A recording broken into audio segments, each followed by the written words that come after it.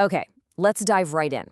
We're about to unpack a story that's only a few sentences long, but wow, has it been echoing for 2 millennia? It's a really simple, common sense idea with a depth that's, well, surprisingly profound. I mean, really, just stop and think about that for a second. You go through all the trouble of lighting a lamp, of creating this precious light in a dark room, only to immediately cover it up. It makes absolutely no sense, right? And that right there, that's the whole point. The complete absurdity of that action is the key that unlocks this incredible lesson about purpose, revelation, and what it means to be responsible with what you've been given.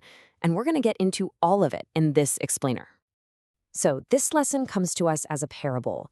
One of those simple stories from everyday life that's meant to teach a much deeper spiritual truth. And this one, the parable of the lamp, actually shows up in the Gospels of Matthew, Mark, and Luke, each one with its own unique spin. Okay, so to really get what's going on with this parable, we've got to do a little time traveling, because the imagery and the power behind it only makes sense if we can picture the world it came from. See, the real punch of this story isn't some high-minded, abstract idea. Nope. It's grounded in the physical, day-to-day reality of life in first-century Palestine. What was totally obvious to them might not be so obvious to us. So picture this. Homes back then were, well, pretty simple. Often just one single room. And windows? Barely any, if at all. So you can imagine, once the sun went down, it got really dark inside. A single small flame wasn't just a nice to have. It was absolutely essential. It was the only source of light for the whole family.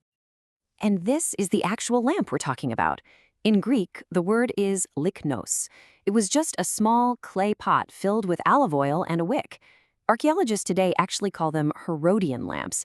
And for people back then, this was just a basic, essential tool for pushing back the darkness.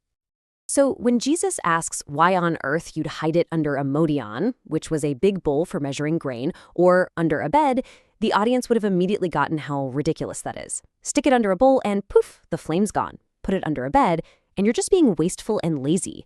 It's literally the ancient version of turning on your phone's flashlight and then shoving it deep into your pocket. It just completely defeats the purpose. All right, so here's where it gets really interesting. The simple little saying pops up in a few different places, and each gospel writer puts it in a slightly different context, giving it their own unique twist and highlighting a different shade of its meaning. First up in Matthew's Gospel, it's right in the middle of the Sermon on the Mount. And here it's super clear. You are the light. The lamp is the people listening. The whole point is about being a visible witness through your good deeds. It's about shining a light that doesn't point back at you, but points to God. Then you have Mark, and he takes it in a slightly different direction. He puts the parable right after Jesus explains why he teaches in parables in the first place. So for Mark, it's all about revelation. This idea that things that seem hidden right now, they're not meant to stay that way. They're destined to be brought out into the open. Now, Luke actually uses this parable twice.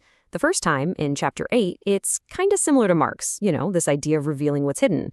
But Luke adds this layer about how important it is to really listen to the message, and then, you guessed it, share it. And the second time Luke brings it up, in chapter 11, the context is completely different. He's in the middle of talking to people who are demanding some big, flashy sign, and he uses the parable to call out their spiritual blindness, connecting the outer light of a lamp to the inner light of a person's soul. Okay, so this table really just pulls it all together, doesn't it? You can see right away how this one core idea gets shaped and molded. For Matthew, it's about ethics, how you should live. For Mark and Luke 8, it's about the very nature of truth and revelation. And then for Luke 11, it becomes a lesson on personal integrity. It just goes to show how flexible and powerful this simple image really was. All right, so now that we've seen all these different angles, let's pull back a bit and look at the big ideas that theologians and scholars have pulled from this parable over the centuries. And it pretty much boils down to 3 core takeaways. First, this whole idea of the visibility of faith. Basically, your faith isn't supposed to be a secret. It's meant to be seen in what you do and say. Second, the revelation of truth. God's message isn't some exclusive club secret. It's meant for everyone. And third, this link between inner and outer light. You can't really shine on the outside if you're not right on the inside. Okay, so that's the ancient history and the theology. But let's be real. Why should a 2,000-year-old story about a clay lamp matter to us today? How does this connect to our lives? Well, the thing is, people are still using this idea. You can jump online and see it in conversations about how to live out your faith in the modern world.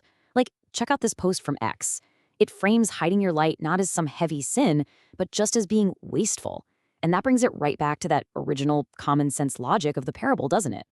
And today, you hear the echo of this parable all over the place. It's a push for people to be bold about their beliefs. It's an inspiration to use your gifts and talents to do good for others. And in the world of leadership, it's this powerful reminder that hiding your potential or hoarding knowledge, that helps absolutely nobody. So, when you strip it all down, what's the big takeaway? The reason this tiny little story has lasted for 2,000 years is because of one simple, powerful truth. Light isn't meant to be kept to yourself. It's meant to be shared. Its whole purpose is to be seen. And that, of course, leaves us with one last question, one for you to think about. It doesn't matter if you call it a talent or truth or a deeply held belief or just a simple act of kindness. So, what's the light that you're meant to share with the world?